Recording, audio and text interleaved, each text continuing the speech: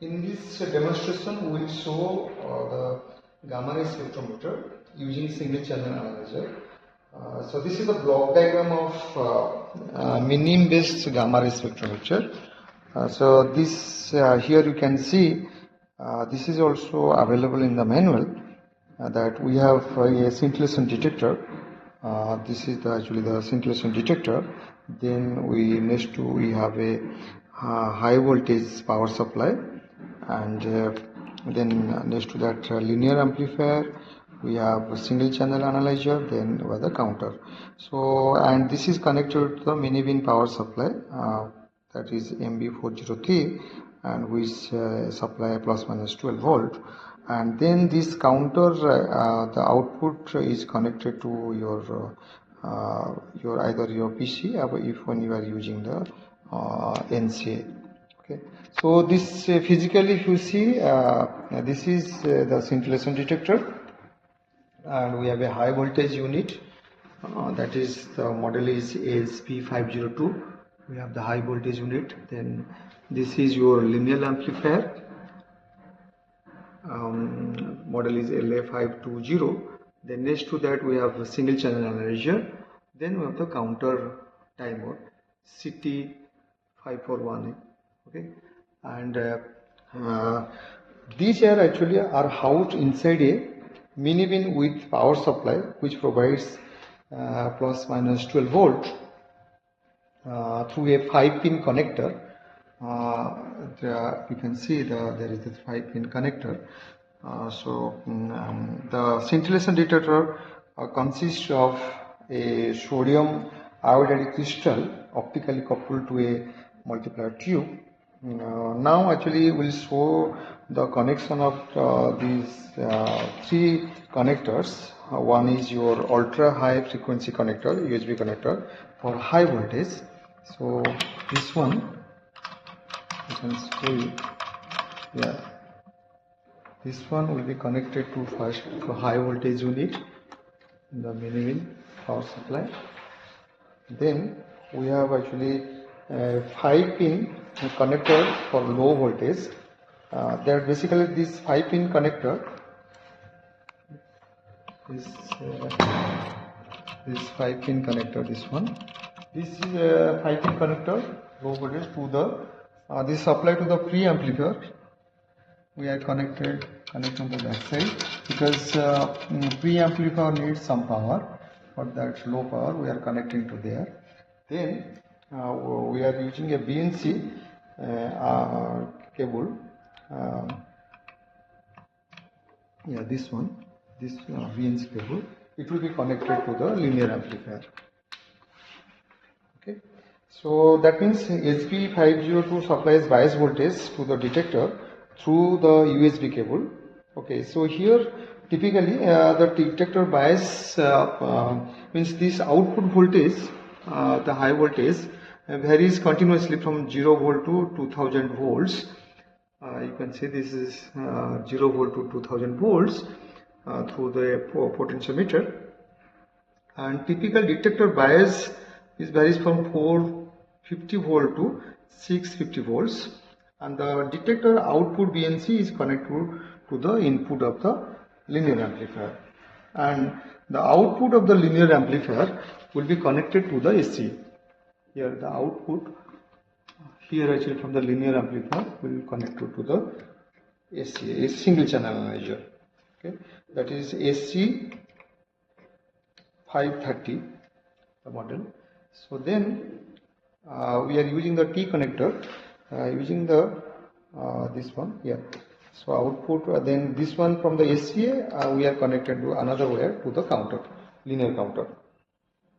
These method counts. Okay, so now with the T connector, this one actually connect to the oscilloscope to see the signal over in the oscilloscope. So this is the this way we have to do the connection to operate the gamma ray spectrometer. So in SCA mode, as you know that we perform in pulse height analysis. This is the pulse height analysis. So here actually you have to keep the source. This is the source holder.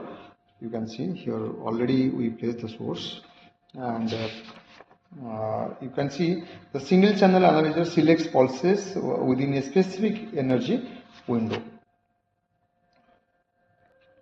Before starting the experiment, first switch on the system and switch on the power supply. Okay,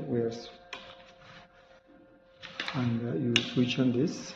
So once you switch on, then set the high voltage initially, let's say around 550 volt. By turning the potentiometer, we are keeping around 550 volt. Then adjust the linear amplifier gain such that the cesium 137 photopeak, that is energy around 662 keV, appears at approximately 3 volt at the amplifier output. So you adjust the gain, coarse gain and fine gain in the linear amplifier so that the photopeak will appear approximately 3 volt. You can see also in the oscilloscope. Then in the single channel analyzer, set the LLD. This is the lower level discriminator, and the upper one is the upper level discriminator. So let's say this one you potential adjust and make it set at 0, and ULD that is the window weight you keep 1, that is approximately 100 millivolt window. So this selects a narrow energy window for differential pulse height analysis. So you keep first initially LLD at 0 and this ULD at 1. Okay. Then for data acquisition in the counter, this is my counter. Okay. So here actually to operate the system in the preset time mode, that means select preset time such that at least you get around, let's say, 5000 counts are obtained at the peak.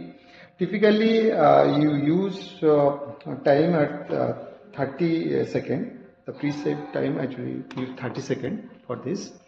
So you use this 2 arrow and set time at 30 seconds.